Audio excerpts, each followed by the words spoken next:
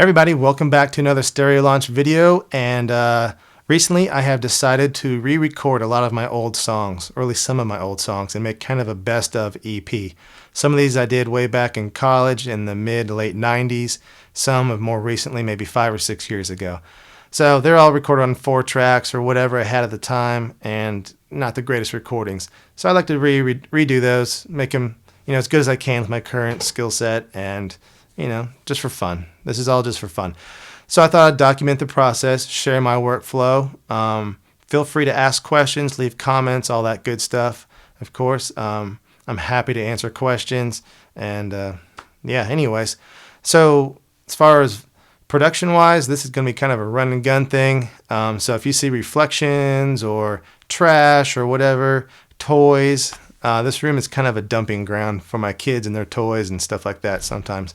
So this is just a spare bedroom in our house, nothing fancy. And you'll see the gear I use and all that stuff. I'll show you as I go along. So anyways, this first song we're going to do is called Flicker. Wrote this about 5 or 6 years ago. So here we go. All right, so anytime I am starting to write a new song or I'm recording a song I've already written, either way, it doesn't matter. I kind of follow the same workflow. Of course, I start a new Pro Tools session and then Command-Shift-N on a Mac, hit 5. I'm going to create 5 new mono audio tracks. Simple enough. And the first one is always bass, then guitar 1, guitar 2, lead guitar, and then a vocal track, and then that's it. And so this isn't going to be all the tracks I end up with most likely, but this just gives me a good start. And then I'll hit Command-Shift-N again, 1, this time I'm going stereo, instrument track, and this is going to be for my drums. And so for my drums I use my good old standby Easy Drummer right here. And so this is what I start off with. Sometimes this is usually what I end up recording my drums with, is Easy Drummer. Sometimes if I'm writing a song, I'll just start a loop on it for inspiration or whatever.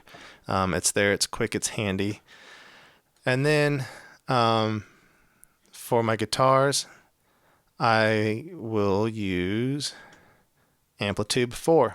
Of course, I prefer to record my own amp and all that stuff, but with the kids around and all that stuff, one's sleeping or crying or whatever, it's kind of hard to record live guitar. So Amplitude 4, I've got the Mesa Boogie Pack, and I'm going to get the Fender Collection 2 here soon. I think both of those sound really good, and they definitely fit a lot of my needs right there. So I go with Amplitude 4 for my guitars for now. And then I will also, again, Command-Shift-N, 1, stereo, master fader. And so stick that on the end here. And that's just so I have a master fader for if I want to do compression or whatever. It's there, it's handy. And then the only other thing I do on my setup is I create a click track right here. And I always have a click track handy. And I'm going to switch back to the other side real quick. That's just Command equals. And I'm going to click off the conductor. And I've already determined that my tempo for this song is going to be 101 beats per minute. So I'll go ahead and set that there. And then that's pretty much it. That's my start. So what I would do now is just start laying down a scratch guitar track or 2. And so let's go ahead and do that. All right. So when I do my scratch guitars, usually I try to be fairly in tune. I don't worry about too much, and I don't worry too much about little mistakes here and there, because just for scratch, it's for reference. And so, make a little mistake. As long as it's not a distracting mistake, I'll just let it slide and just keep on going, because the main thing is just to lay out the song for other parts, to start laying those down. Also, when I'm doing my click track or my scratch track on guitars, especially for something like this, it's kind of a heavier hard rock thing, I will make sure that I am pretty solid on the with a click on the downbeats, because that's what I'm going to use for my drums to reference, is just those downbeats. I want to stay pretty tight on those. So that's where I'm going to be with this. So let's do our first pass, and here we go.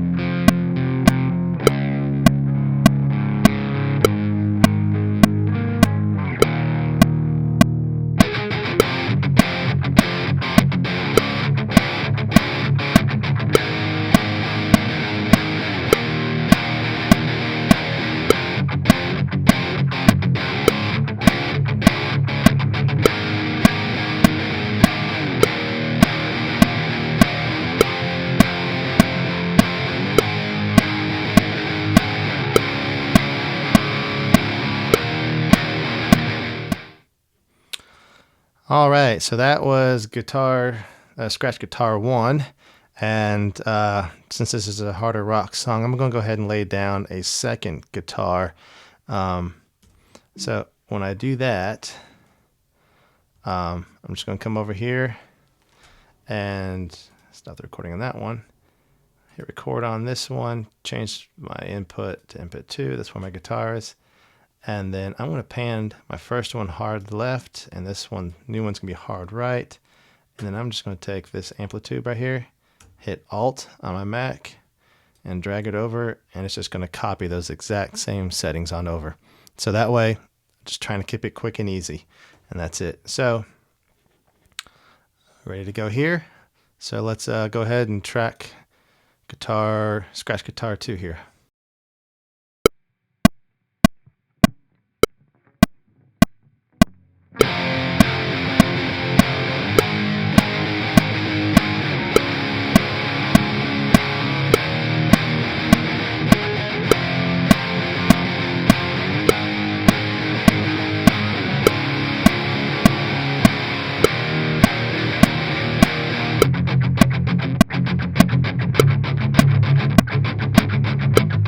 All right, so that was the second guitar scratch. I kind of went ahead and set up my microphone a little bit here.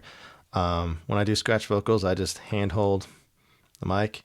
This is the Sennheiser 935. I use this for my live recording stuff, and so that's what I'm using here. It does pretty good with the noise handling and all that jazz. So all I gotta do is make sure my input is on 2, hit record, and then make sure I'm at the beginning. And so anyways, when I do a scratch vocal, I'm not worried about a perfect performance. In fact, you see, I haven't sung this in quite a while, so it's going to be a little off, and some of the parts are high. I tend to write higher than I can sing. I don't know, whatever. It's just what my ears hear. So when it goes high parts, I'm probably just going to go to falsetto and all that stuff. It's just for reference. And so it's not meant to be necessarily pretty. It's just what it is for reference. And then I'm also going to pull up my lyrics because I don't have them memorized anymore. So here we go. Scratch vocal, take 1.